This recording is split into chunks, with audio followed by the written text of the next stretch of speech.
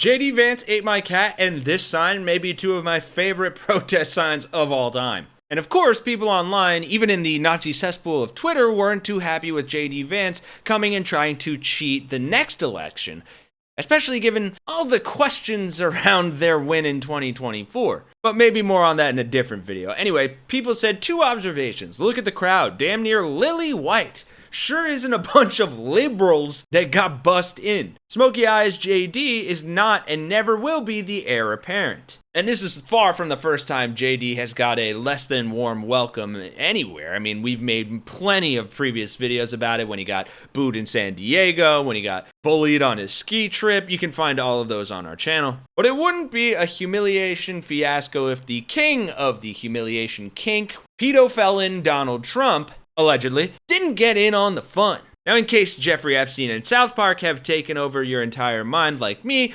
you may remember that President Donald Trump had set a deadline for Russian President Vladimir Putin to agree to a ceasefire with Ukraine.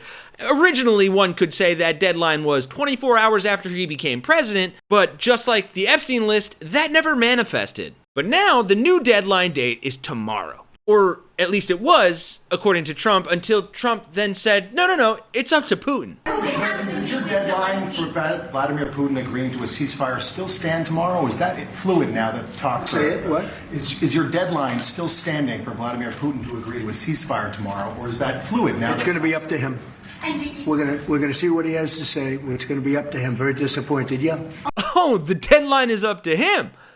Just like the war is up to him. And whether or not we ever get to see the pee-pee tape, allegedly, and your balls are up to him. Or actually, I guess it's you are up to his balls so you can gobble on his shaft. Naturally, pardon the potty humor, but naturally, this response raised eyebrows of many observers. Political commentator and podcaster Joe Carducci asked, up to him, is that how deadlines work? David Pakman commented, there's reporting now that the Kremlin believes Putin has an advantage over Trump in upcoming talks. Yes, Trump is completely enamored with Putin. Of course that gives Putin the advantage. The anti-Trump GOP group The Lincoln Project called Trump soft, the exact opposite of what Putin's shaft will be when Trump gets there. And it just got worse. I mean, this wasn't even the end of the humiliation Trump brought on himself. We'll get to this in a second. But you also had a Texas Democrat going on the faux news propaganda channel, Trump's favorite, and when the Fox propagandist tried to paint her in the bad light for leaving Texas in order to protest the gerrymandering of their map and Republicans cheating yet again in another election, she not only pushed back and shut this dumbass up, but she dragged Trump down with him as well. Take a look at this. Is not proportional. I understand. The question, Texas is not unique. Nationally, this is not unique what you are protesting right now. What is unique is your and your fellow Democrats' unwillingness to participate in the democratic process. No, actually, I'm sorry, but you're incorrect. We are using the democratic process. Quorum break is actually a tool that the founding fathers of the Texas Constitution put in so that the minority party, since we do not have a filibuster, we have the quorum break, and that's the tool that we're using. So It's totally legitimate. We're not criminals. We're not pedophiles, or we haven't done securities fraud. We are using a legislative tool, and that's it. We're literally citizen legislators. What a fucking tool and an absolute narc. The dumbass goes on to say, nobody's accusing you of pedophilia. It's like, dude, she's listing off the things that Trump is. Fox can't even bring themselves to admit it. It's ridiculous. And now, finally, literally as I am recording this video, Trump is doing what he does best, multitasking by spewing Big Mac diarrhea all over the bathroom of Air Force One while simultaneously ranting incoherently on Truth Social. His current rant is about all the countries that are laughing at America. It's in all caps, and it is an absolute meltdown. He is marking the highly anticipated start of his massive tariffs with a classic all-caps social media rant against the rest of the world. After several delays, products from nearly 70 countries were hit with tariffs of 10 to 41% starting today, risking price increases for everyday goods, ranging from food and clothing to toys and electronics. Everyone get ready for the buy now tweet so you can cash in on the insider trading when the economy tanks early next week. And normally I wouldn't really read the Truth Social post, but this one actually reads like a guy who's shitting his brains out. All caps, reciprocal tariffs take effect at midnight tonight.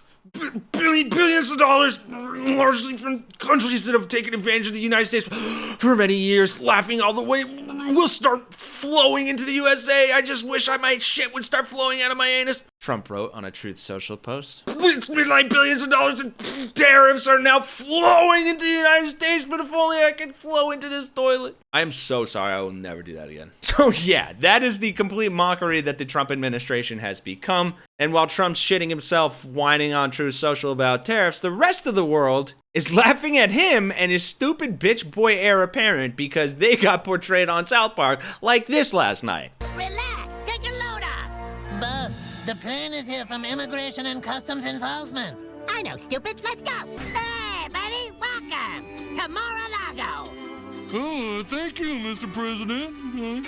What is it fantasy, boss? Hey, will you get out of here? Listen, buddy, I want to offer you an incredible opportunity. How would you like to make more money than you ever thought possible?